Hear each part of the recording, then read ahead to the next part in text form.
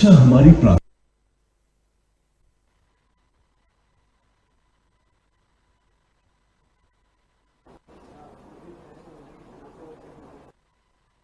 सरस्वती देवी कारगात्रे नमोस्तुते मां भगवती धारी देवी चरणकमलेभ्यो नमो नमः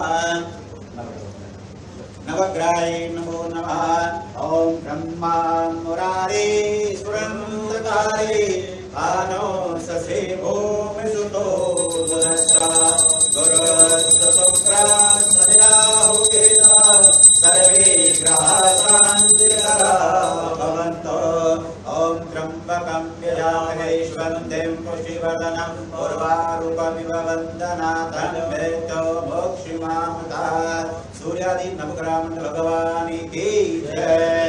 सियापति रामचंद्र चरणकमलेभ्यो नमः।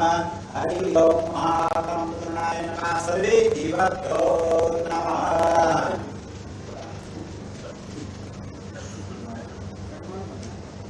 हरि ओम महाआदित्याय नमो नमः। भानुभास्कराय नमो नमः। भूमुन्ने नमः। पृथ्वी द्वातालोकः देवीत्वं विष्णुनादा पंचधाराय महामंत्री पवित्रं गुरुचात्मे नमः। पृथ्वी नमो नमः।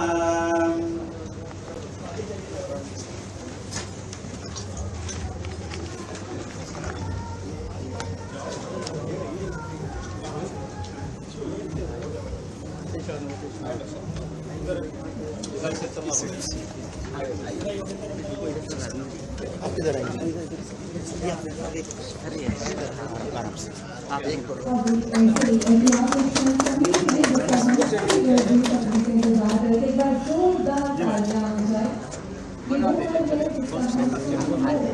ओम हरि ओम स्वस्ति न इंद्रो वीरसर्वः स्वस्ति नः मरीचिहं विश्ववेदः स्वस्ति नः पुस्तकाय वरिष्ठनेमे स्वस्ति नो वीरस्वती ददातु।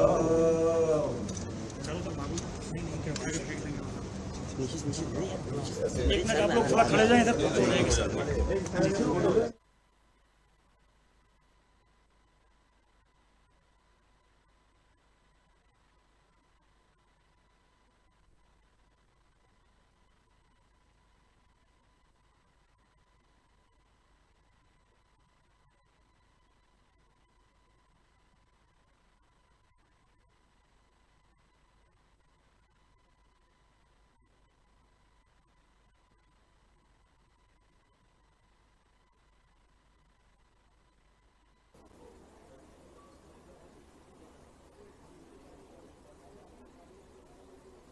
अब उत्तर प्रदेश में आइए और उत्तर प्रदेश में कुछ निवेश करिए। तो एक सज्जन से मैंने बात की, मैंने कहा उत्तर प्रदेश आइए। उन्होंने कहा उत्तर प्रदेश, मैंने कहा हाँ। तो हंस पड़े जोर से।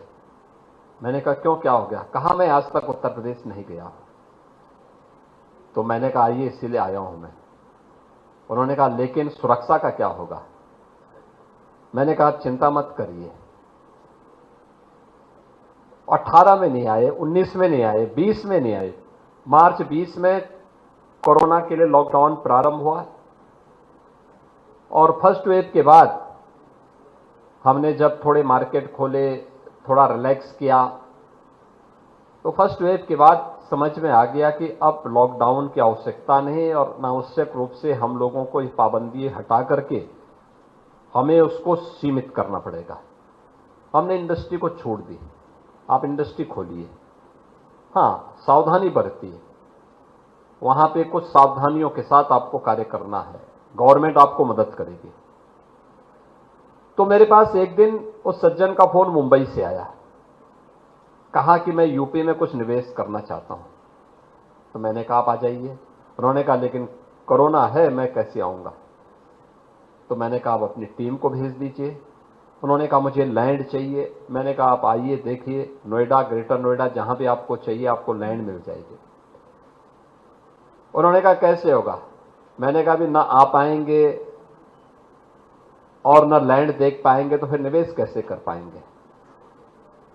उन्होंने कहा हाँ समस्या। मैंने कहा मैं ड्रोन से सर्वे करके आपके पास भेजता हूं, आपकी टीम ग्राउंड में रहेगी, ड्रोन से सर्वे हो, अगर आपको पसंद आएगा तो आप निवेश करिए। उन्होंने कहा ठीक। हमने ड्रोन के माध्यम से सर्वे करके, और उनकी टीम जमीन पर थे, और उन्होंने 2020 में जमीन उन्हें पसंद आई, उन्होंने निवेश अपना प्रारंभ किया। पहला डाटा सेंटर उत्तर प्रदेश के अंदर उन्होंने स्थापित किया, जिसे हमने 2022 में देश को समर्पित कर दिया, और बहुत सफलतापूर्वक कार्य कर रहा है। अब उत्तर प्रदेश के अंदर डाटा सेंटर के तहत अब तक 6 ऐसे बड़े सेंटर स्थापित हो चुके हैं, जो कभी लोग सोचते भी नहीं थे कि उत्तर प्रदेश में भी इस सेक्टर में कोई निवेश कर पाएगा। आज हर एक सेक्टर में जो कार्य हो रहे हैं, डिफेंस सेक्टर में प्रधानमंत्री जी ने देश के अंदर डिफेंस मैन्युफैक्चरिंग कॉरिडोर के जो 2 नए सेक्टर देश के अंदर चिन्हित किए थे कार्य करने के लिए, उनमें उत्तर प्रदेश के अंदर भी और तमिलनाडु के अंदर भी 2 डिफेंस मैन्युफैक्चरिंग कॉरिडोर दिए थे।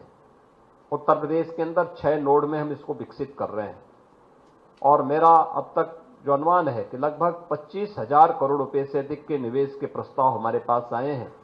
और इसमें लखनऊ का जो नोड है, मुझे बताते हुए प्रसन्नता है कि लखनऊ का नोड जिसके माध्यम से हम ब्रह्मोस मिसाइल वहां पर उसका प्रोडक्शन भी प्रारंभ कर दिए हैं, और उसको हम लोगों ने वहां पर, मुझे बताते हुए प्रसन्नता है कि जो ब्रह्मोस मिसाइल से जुड़े हुए हमारे बहुत सारे ऐसे इक्विपमेंट होते हैं जो डिफेंस इंडस्ट्रियल कॉरिडोर के माध्यम से हम लोगों ने यहां पर कार्य किया है, उसमें बहुत सारे ऐसे चीजें हैं जो हम लोगों को सीएल जैसे संस्थानों से प्राप्त होते हैं, जिसमें खासतौर पर जो मिसाइल कार्यक्रम के रेनडाम्स हैं, उनके जो संवेदनशील रडार की सुरक्षा और उनकी स्पीड को नियंत्रित करने के लिए जो भी सिस्टम है, वह चाहे जो आपको माइक्रोवेव फेराइड्स ब्रह्मोस मिसाइल का रडार, इलेक्ट्रॉनिक वारफेयर और नेवल स्टील्थ प्रणाली का प्रयोग, ये जो हम करते हैं, सीएल जैसे संस्थान ही उसमें ब्रह्मोस मिसाइल के लिए वहां पर उपलब्ध करवा रहे हैं। और अभी हाल ही में ऑपरेशन सिंदूर के दौरान आकाश मिसाइल और ब्रह्मोस मिसाइल का सफलतापूर्वक परीक्षण पाकिस्तान पर करके हम लोगों ने देखा भी है।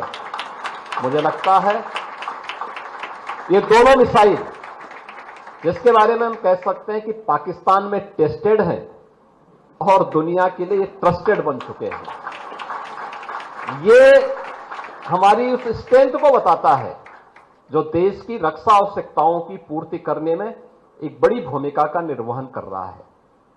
उन सभी बातों को लेकर के अन्य तमाम सेक्टर में भी जो कार्य सीएल के द्वारा प्रारंभ किए गए हैं, मुझे लगता है कि वह खासतौर पर आज का समय हम इस लक्ष्य की तरफ बढ़ रहे हैं। प्रधानमंत्री जी ने भी तय किया है 2070 तक हमें नेट जीरो के लक्ष्य को प्राप्त करना है। नेट जीरो के लक्ष्य को प्राप्त करने के लिए अगर आप देखेंगे, दुनिया के तमाम विकसित देशों ने अपने आप थर्मल पावर के प्रोडक्शन को बैन किया है, कंट्रोल किया है। उन्होंने रिन्यूएबल एनर्जी को या ग्रीन एनर्जी की तरफ ये लोग गए हैं। हाइड्रोजन एनर्जी उसमें हो सकती है, उसमें एटॉमिक एनर्जी हो सकती है। ये बहुत सारी चीजें हैं जिसमें उन लोगों ने कदम बढ़ाए हैं। भारत के अंदर इलेक्ट्रॉनिक्स यानी यह क्षेत्र हमारे पास ऐसा है जिसमें रिन्यूएबल एनर्जी के सेक्टर में हम लोगों को एक अच्छा कार्य करना होगा और मुझे लगता है कि भारत की उन अग्रणी संस्थाओं में सीएल है जिन्होंने सोलर फोटोवोल्टिक मॉड्यूल स्थापित किया है, उसको बनाने में सफलता प्राप्त की है और इसका उपयोग हम लोगों ने कई जगह पर किया है, खासतौर पर उन जगहों पर जो हमारे ट्राइबल एरिया थे जहां पर हम लोग सामान्य लाइन पहुंचाने में मदद थी, बीच उसमें मदद नहीं हो पा रही थी, जंगलों के बीच में था, फॉरेस्ट के किले लेने में दिक्कतें हो रही थी, एनजीटी के तमाम उसमें पहले से ही एनजीटी के द्वारा तमाम प्रतिबंध लगाए गए थे। उन स्थितियों में हम लोगों ने वहां पर सोलर पैनल के माध्यम से ही उन लोगों को बिजली के कनेक्शन और वहां पे इलेक्ट्रिफिकेशन के लक्ष्य को प्राप्त करने में हमने वहां पर सफलता प्राप्त की है और इस सेक्टर में बहुत कुछ संभावनाएं अभी छिपी हुई हैं। हम लोगों ने तय किया है कि 2027 तक उत्तर प्रदेश 20,000 मेगावाट का रिन्यूएबल पावर को जनरेट करेगा उत्तर प्रदेश के अंदर और इस दिशा में हम लोगों ने अलग अलग क्षेत्रों में कार्य प्रारंभ किया है। रेलवे की सेफ्टी एंड सिक्योरिटी को लेकर के भी बहुत बार लोगों के द्वारा प्रश्न उठाए जाते हैं और इस पर भी सीएल ने अच्छा काम किया। उसका एक मॉडल हम लोग अभी यहां पे देख रहे थे, सिग्नल सिस्टम को कैसे हम लोग आधुनिक तकनीक के माध्यम से जोड़ करके सेफ्टी के उन लक्ष्यों को प्राप्त कर सकते हैं जो एक आधुनिक रेल के माध्यम से आज भारत सरकार अचीव कर रही है। इसके अलावा जो हम लोगों ने देखा है, खासतौर पर पिछले 8 वर्ष में हम लोगों ने अपनी स्कूली शिक्षा में,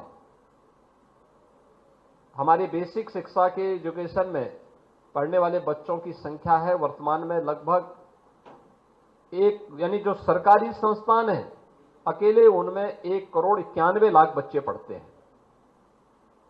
आज से 8 वर्ष पहले सभी लगभग जर्जर स्थिति में थे। हमने ऑपरेशन कायाकल्प वहां पे चलाया था और मैं धन्यवाद दूंगा सीएल को कि इन्होंने स्मार्ट क्लासरूम के साथ हमें जोड़ने में मदद करने में बहुत सारी जगह मदद की है।